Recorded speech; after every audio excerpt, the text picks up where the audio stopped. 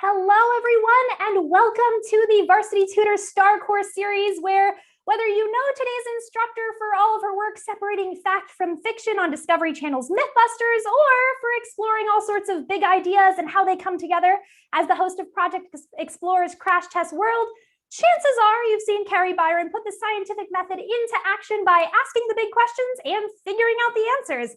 And that's exactly what we're going to have the opportunity to do in today's live lesson, where Kari's going to help us uncover the truth on how we can help save the world.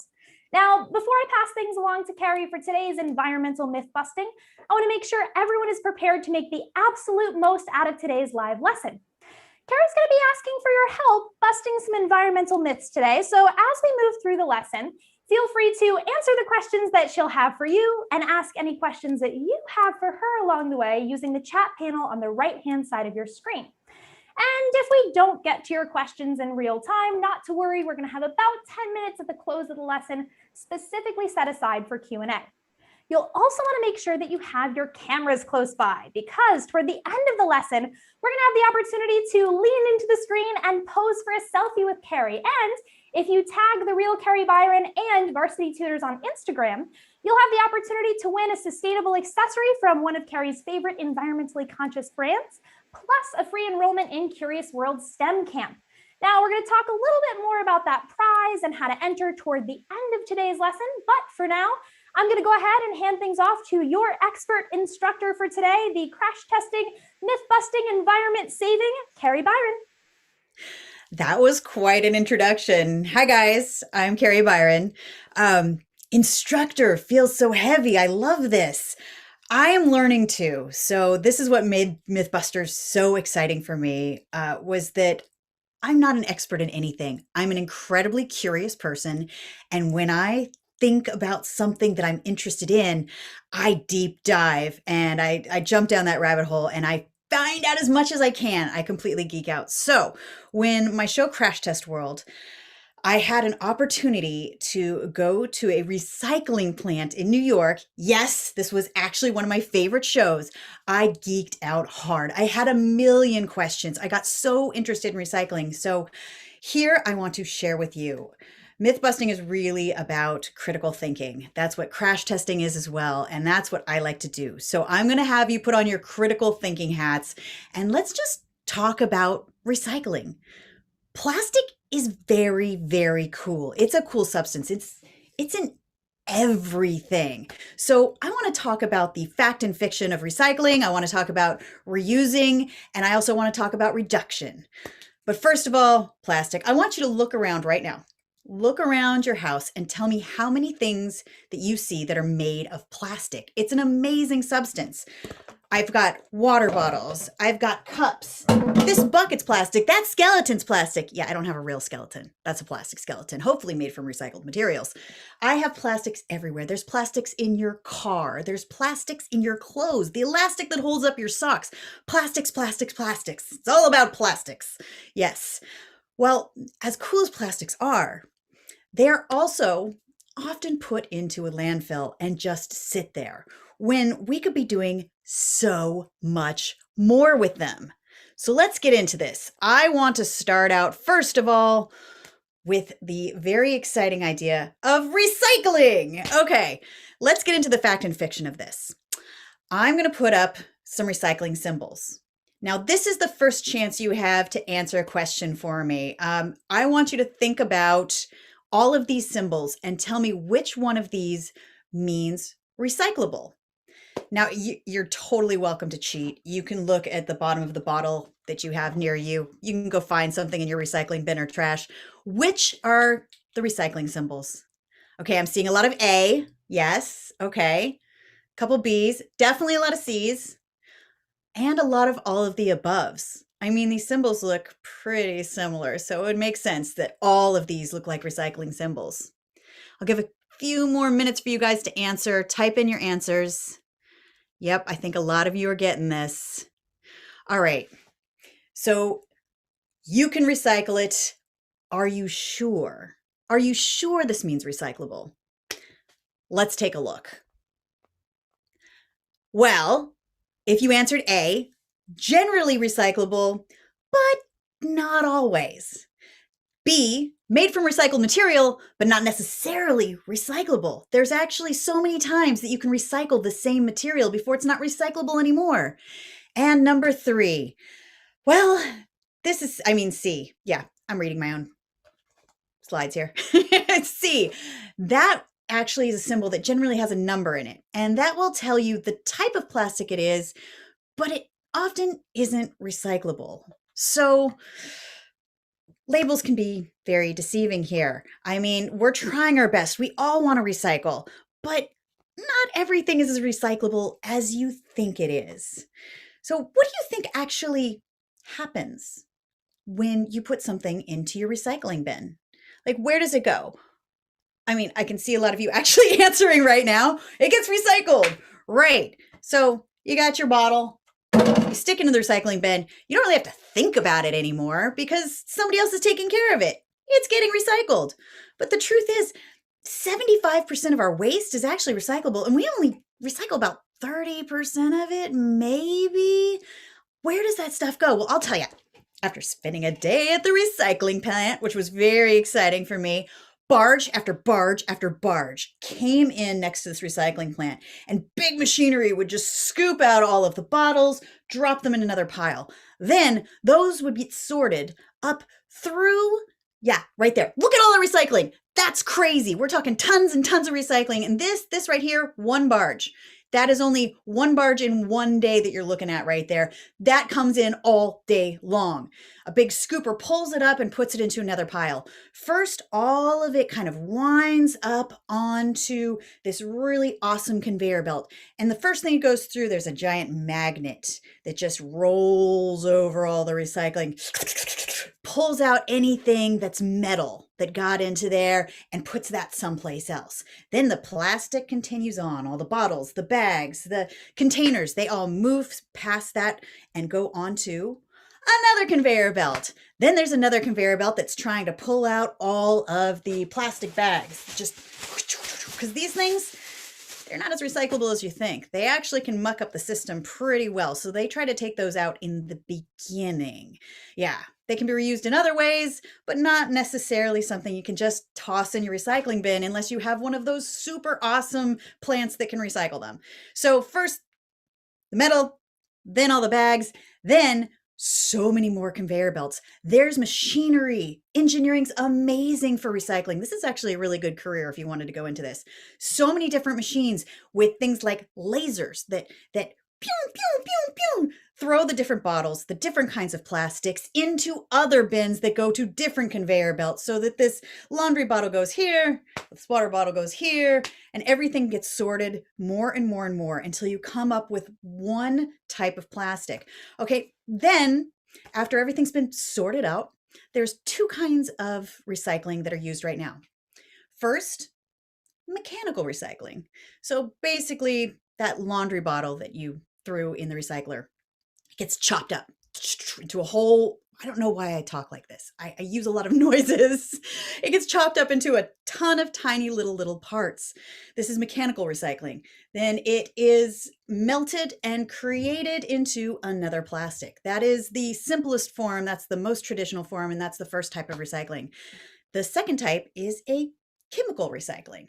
Now that's where they add chemicals to it to break it down and it gets repolymerized. Say that 3 times fast. Repolymerized so that it actually can be created into another plastic bottle. But those are only 2 that are available now because I'm a total and complete geek. I am always looking at new technology. And I recently even heard about a new company, just a new company called PureCycle. Now, I cold called their engineer and made them explain to me how they have a new recycling. They recycle polypropylene, which I think is 40% of recycling. And they actually can molecularly wash the plastic and turn it into what they call virgin plastic, meaning that one plastic can be turned into the exact same plastic. A water bottle can be a water bottle or a Doritos bag or whatever it can turn into. So point being, there's all sorts of recycling, but the technology is continually changing. There are so many places that are trying to figure out how to recycle that plastic. Because let's face it, I'm not going to live in a world without plastic. It is a really, really cool thing. I just want to figure out how to recycle it. So now that you've been through all of that, I think you might want to hear about how complicated recycling is, because what you're throwing into your bins, you may think all of it's recyclable, but not necessarily. This is something I learned at the plant. Okay, first of all, did what you put in the recycling actually, was it pure? You know, like those little envelopes with the plastic windows? Well, the paper is the envelope, and then there's a plastic window. Those are two different types of recycling, and those machines can't pull it apart. So it really can't be recycled in that form. You can reuse it, sure. You can use it as an envelope for something else, but you can't really recycle it. Another way to think about if something is recyclable is it valuable? Because let's face it, money runs this world. And if you can make a profit from recycling, well, people are going to do it. So if you stick things in the recycler that can be repurposed into new plastics, of course, that is going to be recyclable. And third, does it do more harm than good? Those plastic bags, they are awesome, but they are not really good for recycling. I constantly reuse mine if I happen to get some. I can give you all sorts of opportunities to know how that is. But there's a lot of stuff that people think are recyclable that actually aren't. Just for fun. Okay. Do you think a coffee cup is recyclable? I'll give you a second. Think about those paper cups that you're getting at your favorite coffee shop, or if you're a kid, your mom, dad getting at the coffee shop. How many coffee cups do you think go into the recycling all the time? You want to know the truth? Those aren't recyclable. There is a plastic on the inside and the outside's paper. You can't recycle those. And millions are getting tossed away. So maybe go in with your own cup. I know COVID's made that a little hard, but you can still do it. Or make your coffee at home. I make a really mean cup of joe. I'm not inviting you over. I'm just letting you know because I'm humble bragging. Anyway, that's a tangent. Let's think about those little plastic water bottles. I as well love those little plastic water bottles, and yes, they're recyclable. But did you know that every hour 2.5 million are thrown into the bin, and that translates down to 42,000 a minute, or 695 bottles get thrown away a second. So 1001, 1002, 1003, every one of those seconds, 695 bottles are thrown away, just plastic bottles. Now, that's a lot. And even recycling itself is going to take a lot. It's not completely something that takes no energy, because all of those machines, they have to work too, and it costs energy to use those machines, even just to recycle and to transport. So though recycling is an amazing option, and I want you all to do it, recycling is good, but recycling alone is really not enough. Think about how much plastic you personally generate, you and your family. Have you ever thought about, how much it costs for your personal bag of recycling to be recycled? So maybe we think more about, how do we reduce? How do we use less? Because labels can be really misleading. They're not everything is recyclable. Recycling logo doesn't mean it's environmentally friendly. And the words environmentally friendly on a box don't necessarily mean that either. The only thing you can do to really reduce the plastics and the push they have on the environment is to reuse. So I'm gonna throw up a slide right now. Which of these contribute nothing to your carbon footprint? What's a carbon footprint, you ask? Yeah, some of you may know what that means. It's something that gets thrown around a lot. So your carbon footprint is the amount of carbon dioxide or greenhouse gases that are emitted for you to consume. It's your consumption of fossil fuels. So when you look at the electric car, clothes, cheeseburger, or recycled paper, which one of these do you think contributes nothing to a carbon footprint? I see you guys getting in the chat there. A lot of you think electric car. Interesting. Cheeseburger is a very common answer. Yes. Clothes. Recycled paper. Okay, all good options. Shall we look at some of the answers? Okay, it's multiple choice, so it shouldn't be that hard. Which of these of the following contribute nothing to your carbon footprint? All right, Tesla. Oh, maybe I shouldn't call it the name. Electric car.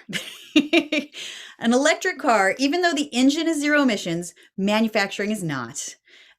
Even to make those tires, that actually is going to be using manufacturing to create a carbon footprint and fossil fuels. The plastic in the car itself also, I believe, is a polypropylene. So as much as you want the electric car to be completely emission-free, it is not. Okay, so after that, we also have the hamburger. Funny enough, cow farts and cow poop and the transportation and processing of meat has a huge carbon footprint. Yes, in fact, it is the poop that is going and creating the methane gases that go into the atmosphere also have a carbon footprint. Clothes. These clothes. I'm going to tell you right now, clothes are put into the landfill constantly. The average American throws away 80 pounds of clothes a year. 80 pounds. That is a huge number. That comes down to 50 million tons a year from Americans throwing clothes away.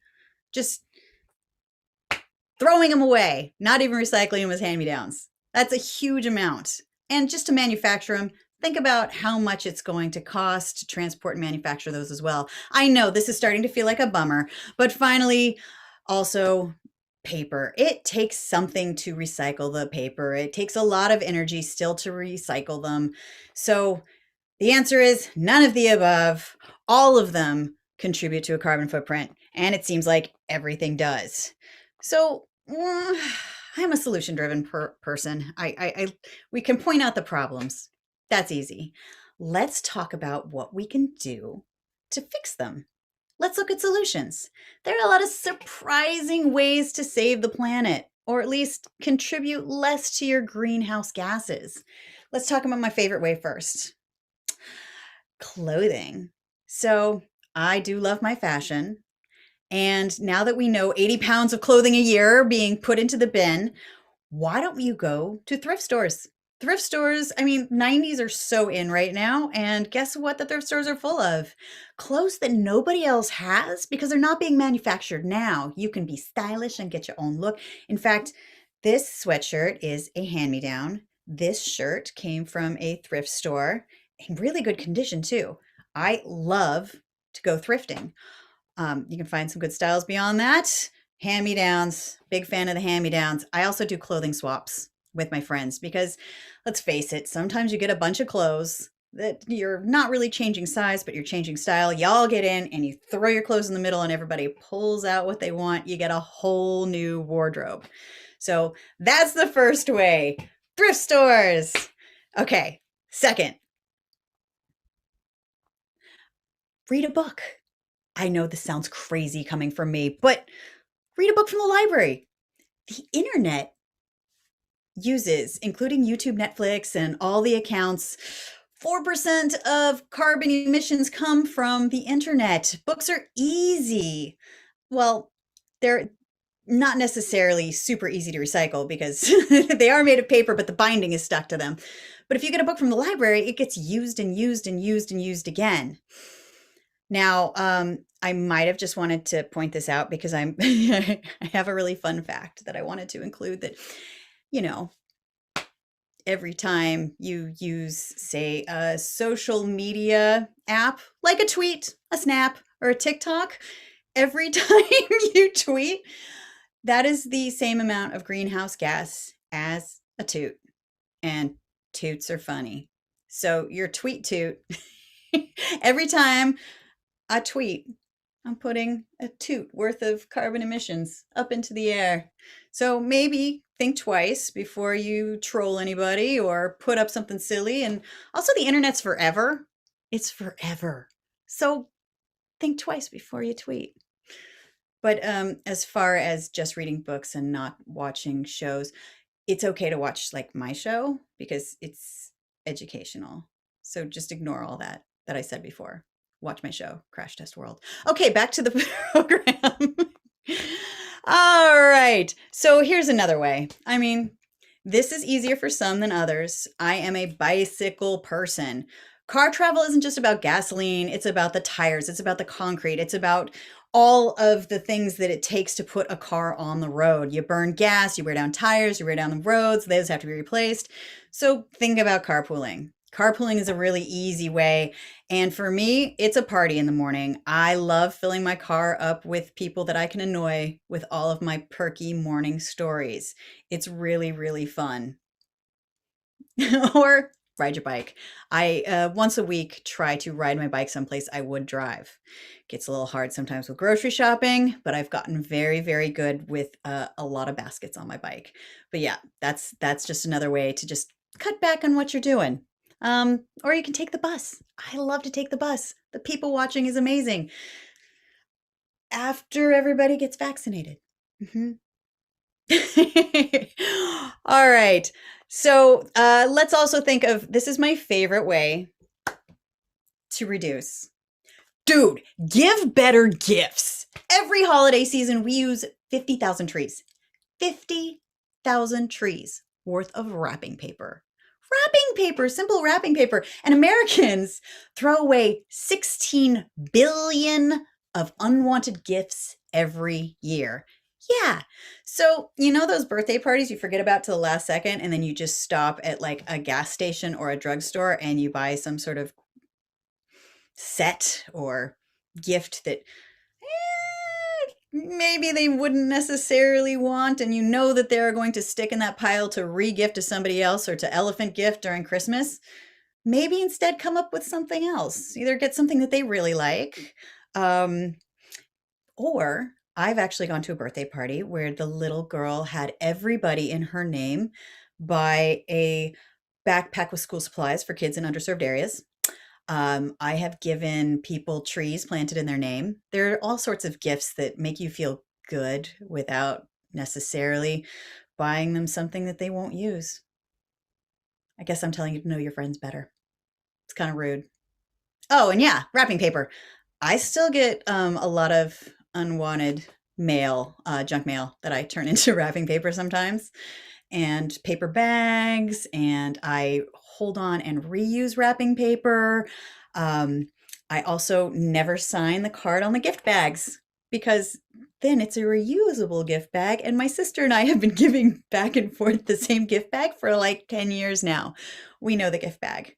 It's just another way that we try. I mean, none of us are perfect. If you try this much, and if everybody tries this much to do one thing, it's going to change. It's going to help.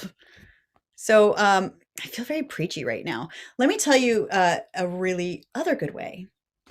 Let's support businesses that are green businesses. So many amazing products are made from recycled materials. There are a bunch of green innovators out there that want to reinvest in even greener technology. I told you about the plastics people that I totally geeked out on and stalked. Also, I'm going to show you, these are my very, very favorite earrings. Check this out. These are made from recycled skateboards. Yeah. I found this little shop on Instagram called Maple XO, and they take old skateboards, turn them into earrings and like planters and all sorts of things. So I personally love to support small businesses that are thinking about recycling. I mean, get yourself into Etsy business. You can do all sorts of things to reduce what you use.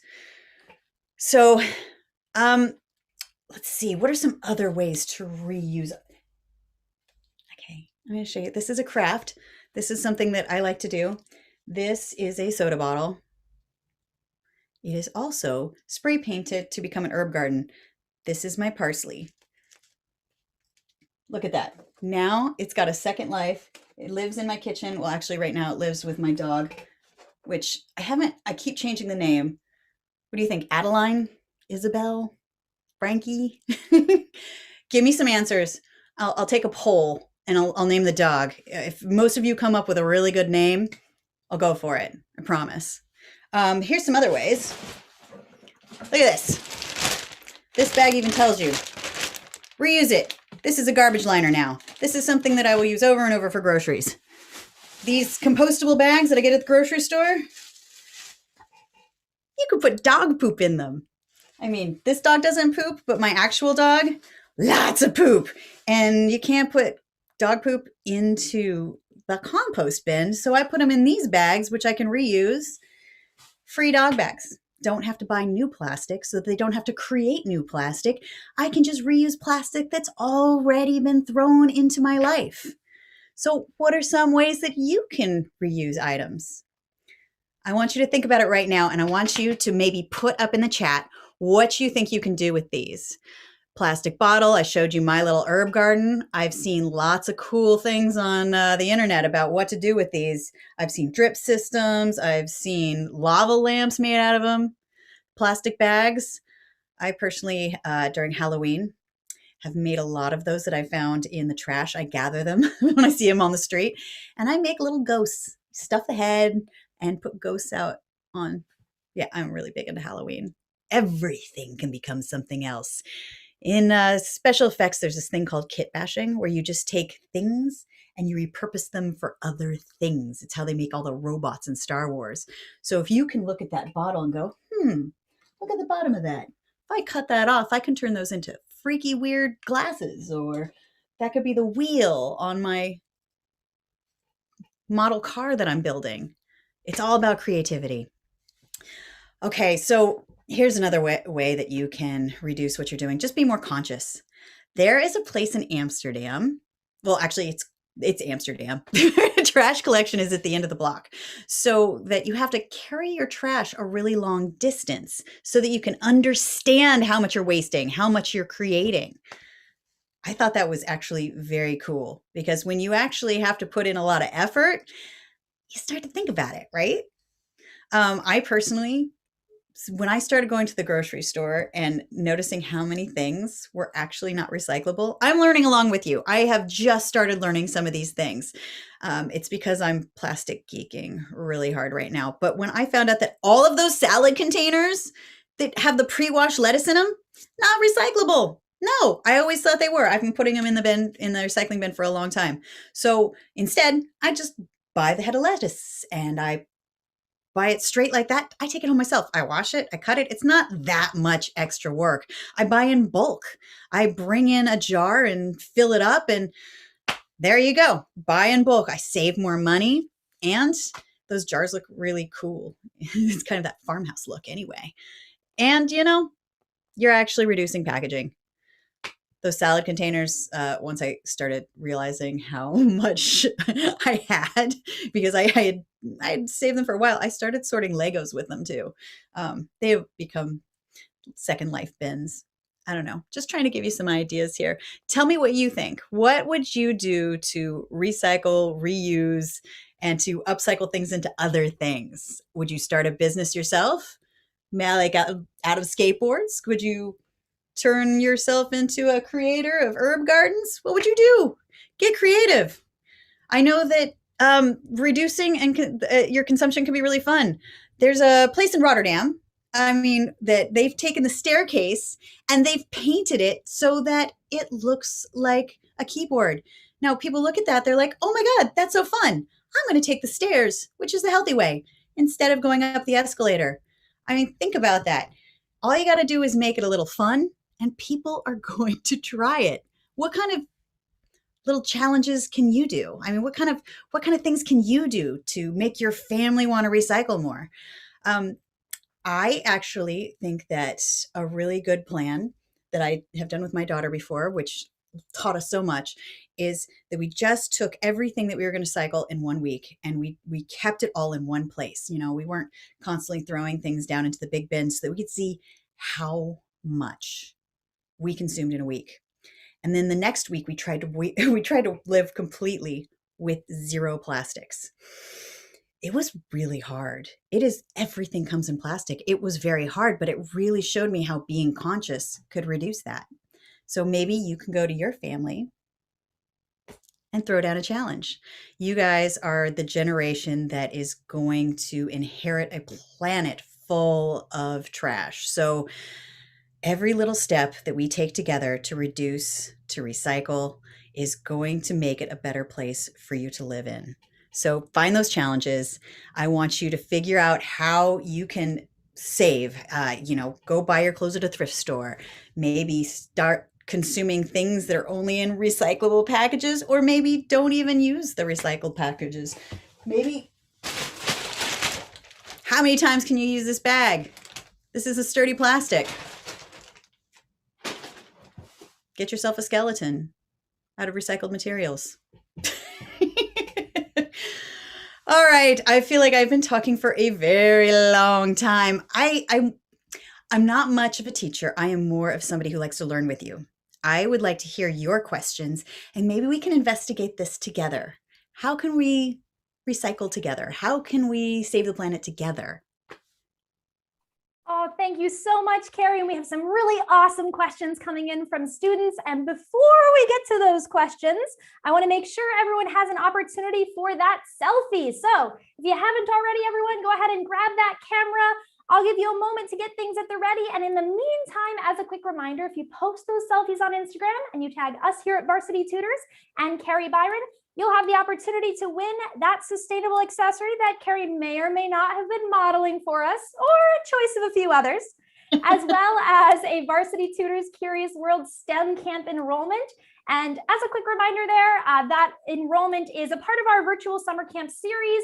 And in this 1 week camp, students are going to have the opportunity to learn more about the secrets of how the world works and how to make it a better place using science and technology through small group activities, unplugged challenges, projects, and various challenges in the Varsity Tutors Learning Lab with some featured expert celebrity content. So I'm going to go ahead and turn things back over to Kari for that selfie.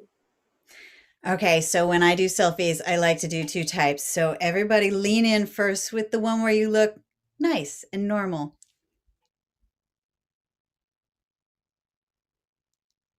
This is awkward. Did you get your picture yet? Yeah. I can smile for a long time. It's my job. All right, if you haven't got your normal selfie, here's the fun one. I want everybody to do their weirdest face or their funnest face. I personally like to go for the tiger growl. I got a good lip curl. Ready? Everybody, 3, 2, 1. Hacker now. Recycle. Hopefully you got your picture. Tag me on Instagram with your picture. You can win prizes, or you can just tell everybody I got a really funny face. That is awesome. Thank you so much, Kari. And hopefully we're ready for some of those questions because we have got some awesome ones. So we had lots of students who were wondering how you originally got interested in recycling, how you got interested in learning more and getting creative when it comes to that reducing, reusing, and recycling. Well, I live in the #1 city for recycling. San Francisco is actually #1 for recycling. They spend a lot of time. I've got a lot of different colors of bins. So it's always been something that I've come up with, but I didn't go full recycle geek until I did my show Crash Test World. And we were talking about how to live in a mega city and how to make your city better. And one of the ways was, of course, you got to deal with trash. And so I followed a bottle from the trash bin, the recycling bin, all the way to the recycling center and got to learn so much. And I spent an entire day with 2 of the engineers there. And I learned an amazing amount of stuff. Did you know people try to recycle bowling balls? Yeah, they've got a big old bin of bowling balls that people keep putting in the recycling.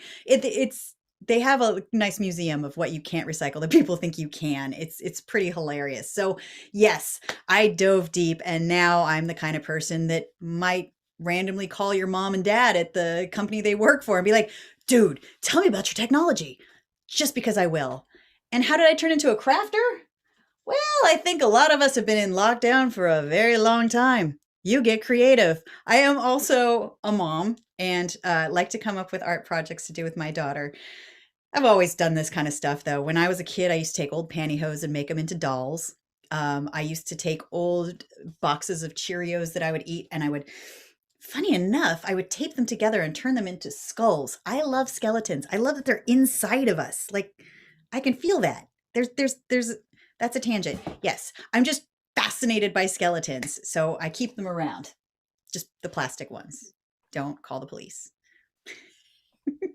Oh boy, and the bowling balls plural is very interesting as a fact to hear as well. That apparently we've got some pretty serious misconceptions around what is versus is definitely not recyclable. Awesome. So we also had lots of students who are really interested in understanding a little bit more about how you got started, not just in the environmentalism corner, but also in the TV corner. So how did you get to where you are now and doing what you're doing? It feels crazy to me that I get considered a STEM ambassador. It really, really does because I didn't know I wanted to be on TV. I kind of created an opportunity for myself that led me down this path.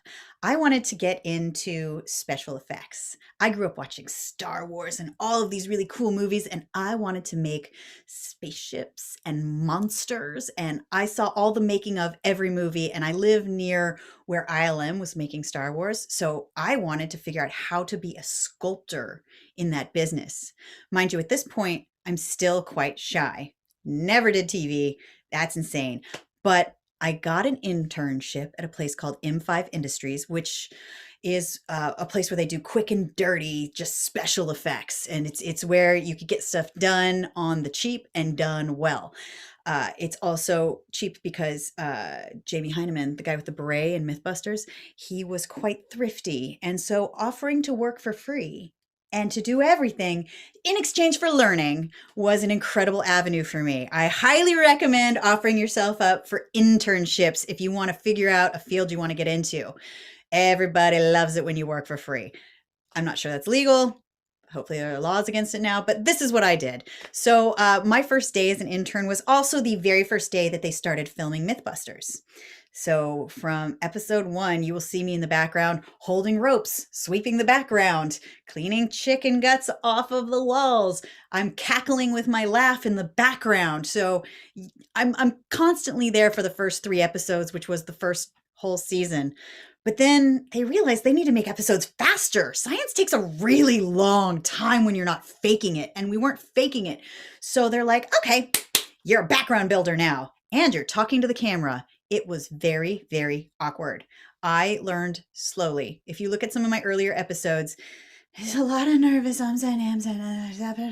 That's me. It took a long time before I started to figure out to just treat the camera like I'm talking to the cameraman who would be my friend, or the camera woman who would be my friend, so that I didn't talk to the camera like the dead eye was scaring me. So I'm going to say I created my own opportunity. There was a little luck involved. I definitely tripped and fell into an amazing career, but I wouldn't change a thing. Opened so many doors, and now I can do things like this. Varsity Tutors, talk about recycling, make y'all listen to me.